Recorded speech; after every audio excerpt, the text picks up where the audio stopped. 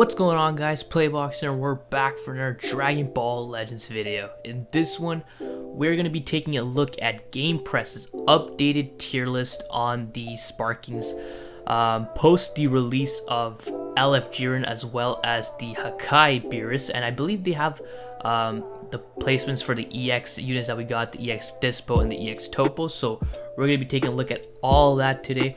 I think next month, for next month's LF, I'm going to be doing my tier list on ranking all the LFs.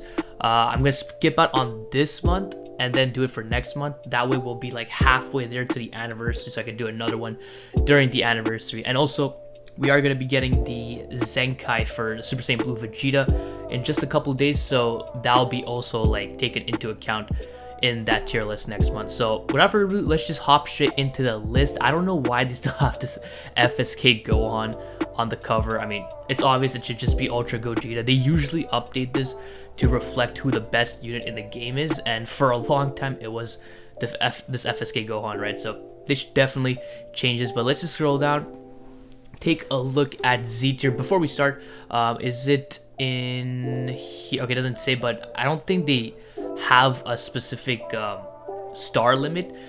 Post the Legends, like after Legends Festival, they've been kind of varying with their stars requirements for each units. Like Legends Festival LS were rated at 9 stars because you just need 3 copies to get them to 9 stars, whereas some units were like at 6 stars. But I think now it's more general in the sense like they're all around like the same star count. I think they're all just considered at the same star level, which is a better way to judge these units. So let's just hop in straight into Z tier. So okay. So we have Ultra Gogeta. Nothing surprising there. Best unit of the game by a long shot, by the way. This might be due to him being in the featured boost. But for now, I feel like Ultra Gogeta should just be a Z plus tier unit. I used to say the same about Goku and Vegeta, but after they were dropped from the featured tier list, featured boost, you could kind of see a small difference. You could pretty much feel the difference from them being in the featured boost and not. So I think for at this point with the featured boost, Ultra Gogeta should be clear and cut above the rest on his own tier, Z plus tier, and that's just my opinion. And I think a lot of people would agree with me. So them being second, I have no problem with that. I honestly think Gogeta 4 and this Goku and Vegeta are pretty much tied for the second place. This is in my opinion. I feel like they're pretty close, and if you have one above the other, I don't think the difference between them is that far off. But when we get into full power Frieza, I think the difference between full power Frieza and this Gogeta 4 is much bigger than the difference between Gogeta 4 and Goku and Vegeta. This Frieza is actually very good. Would I put him in Z tier? Because okay, I guess we'll go here, right? We have Hakai beerus as well at top of S, which I completely agree with. I think beerus is like a crazy unit. Like he does just so much damage. And just nullifying all types of revival is just insane. First of its kind. He has the lock-in, the double card draw. Like he does so much in his kit. The one flaw in his kit is the defense, right? His defense are pretty lacking. He gets folded very easily, and also his teams. Like his main team is God Key. God Key is a solid team, but nowhere near the top tier teams in the meta, right? Which is why I think Super Vegeta should be like above this beerus. I don't know. I feel like these guys should probably move into Z tier. Future Gun definitely deserves to be Z tier. I mean, this guy just fits on too many like top tier teams. It just makes no sense for him not to be there.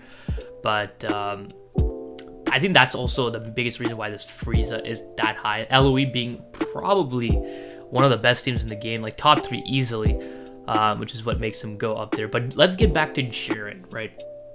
So they listed him at low Z tier, so still Z tier. Would I put him in C tier? I don't think he's better than Future Gohan. I think Future Gohan should be above this Jiren. So I would honestly just swap these two places. You could honestly even argue maybe even Sword of the Four Trunks deserves to still be in Z tier, which I wouldn't argue against. But this Jiren, I don't think he deserves to be Z tier. Definitely if you pop a rush, this Jiren does so much damage, and if you're popping 2 rushes, which is honestly not that uncommon, right? Or I guess you would say not, yeah, it's not that uncommon, right? This guy is gonna start destroying and deleting every unit, right? But you still do need that requirement of the Rising Rush being popped, and you can honestly even go some games without your opponent using the Rising Rush, and then he just misses out on endurance, a lot of buffs. I feel like that restriction kind of hit for me, would restrict him from being in Z tier, because straight out of the gate he doesn't do as much damage as all of these units, right? But also my biggest problem with this Jiren is his green card. Right off the bat, his green card is a long animation, so if you miss that, you're just open to a free combo by anyone. This isn't the case with like units like Revival Gohan and who else is a knockback that's like top tier right now? I guess Revival Gohan is like pretty much the only unit with a Oob's green card is like one of the fastest one, but it is a long animation also. But Revival Gohan's green card is not a long animation, so straight off the bat, being a long animation is obviously a big downside. But that's not even the biggest problem. The biggest problem for me is the fact that his green card does not provide a way to prevent your combo from being interrupted. So units like Majub, they have Majub and Graded Vegeta, they have cover nullification on their green card, so that way if they use a Striker Blast card right after, they're not going to be able to stop your combo. Units like Zamasu lock in on your green card, right? So you're still able to do your Strike or Blast card after using the green card, so you can extend your combo. But this Jiren, once you pop the green card, you get 30% chance to inflict feint, so you really want to use a Striker Blast card right after you use a green card. But in this meta, there's so many teams that have cover changes that you're almost not gonna be able to land that. In most cases, you just want to save that 30% feint chance to use another time, because you don't have to use it right away, right? You can like switch out and come back and still have that 30% chance to feint, so that could be a way to better utilize it. But just the fact that it doesn't have any sort of cover nullification or lock-in just makes it much worse than the other green cards in the game. The destruction of cards is great and all, but like the animation is so long, the enemy player can get their cards back fairly fast, right? So that's not really that big of a deal. It's a decent green card, especially being an AoE, but I feel like it could have been a lot better. But other than that, I feel like he's still a phenomenal unit. I just feel like that green card mixed in with the restriction of the Rising Rush, which albeit it's fairly common, right? It's still a restriction nonetheless. I feel like those two things to put together, in my opinion, would place him. I would place him in S tier, somewhere along this line. These units, right? I wouldn't put him in Z tier just yet, especially considering the fact that his teams aren't really good. His best team, believe it or not, is like an LOE variant with him on the leader slot. So that's his best team. He benefits a lot from that because LOE is such a great team right now. So I feel like once his team start getting buffed, Universe Survival Saga, start getting more units, I feel like he would probably move up maybe above LOE, but we'll just have to wait and see. But I've spoken on Hakai beerus briefly already just before. Yeah, he does so much. I completely agree with his placement here. High S tier. I would still put Super Vigil above this beerus. I think straight out the gate, I think beerus does do a bit more damage, but I feel like just Super Vigil's team options are just vastly superior to beerus. Like beerus's teams are God Key, Universe Survival Saga, and is that it? God Key and Universe Survival Saga? I have to be missing something. Wait, God Key and Universe Survival. Am I tripping? What is his other teams? Yeah, okay, that's all his teams. God Key and Universe Survival Saga.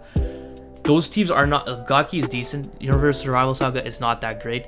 Super Vegito has fusions, Super Saiyans, and Mono Purple. 3 of like the top 5 best teams in the game. Like, it's just so much better than beerus's teams.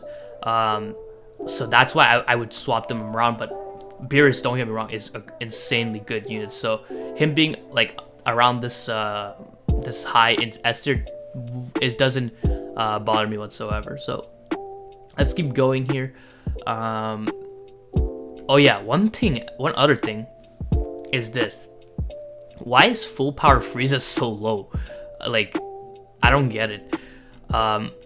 He should be like somewhere in the mid S tier for sure. I mean, like, I think you can drop this Otherworld Goku down. You can bring this guy down, and you could probably bring Chill down as well, because when you're using LOE, you're either going yellow, yellow, blue, or you're going yellow, blue, purple with this Frieza. You're never bringing this Shield unless you're going up against a Super Saiyan's team. And other than that, you're just going up against like other teams like LOE, Mono Purple, Future, stuff like that. So most of the time, you're gonna bring this full power, this first form Frieza LF instead. So Chilled should be brought down to tier 1. You hardly use him.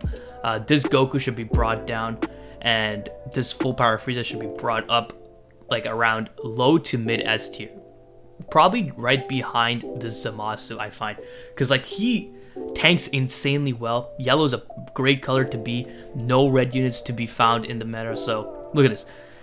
Gohan, it should drop. Omega Shenron. These two are like the only yellows in like.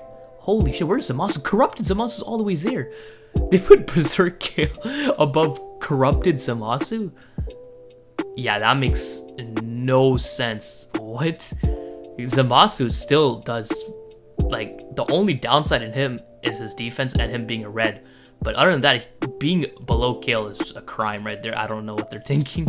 Okay, but these, okay, so here's EX Topo and EX Dispo. And they're actually pretty high up compared to these units. Like, I haven't seen gameplay of these guys and haven't used them. I have EX Topo like at 2 stars or something, but I haven't used them. Their kit seems decent. Dispo's kit seems okay. Topo's stats are trash, but for them to be like mid tier 2 along like in the same realm as Gogeta Blue, Android 18, Perfect Cell, like these are some good units, and they're like in the middle of that. So I mean, they must be good at something. I guess I should watch some gameplays on them to see how good they are. This Bardock is dropping even lower than I thought. He shouldn't drop that. I feel like Bardock should probably be somewhere in tier 1. But other than that, I think that's pretty much it. I mean, the biggest change, this one really caught me by surprise, Jiren Z tier. I really didn't think they would actually put him in Z tier, but they did, which is pretty insane to me. But those are pretty much the major changes. Jiren Z tier, Hakai Beerus in high S tier. What else did they do? And the EX units at mid tier 2. So definitely drop a comment letting me know what's your guys' thoughts on these placements. Do you agree with them? Do you disagree with them? Let me know in the comments below. So hope you guys enjoyed this video. If you did, please leave a like and don't forget to subscribe, because that shit is so important, so don't forget. Other than that, have a great day. See ya.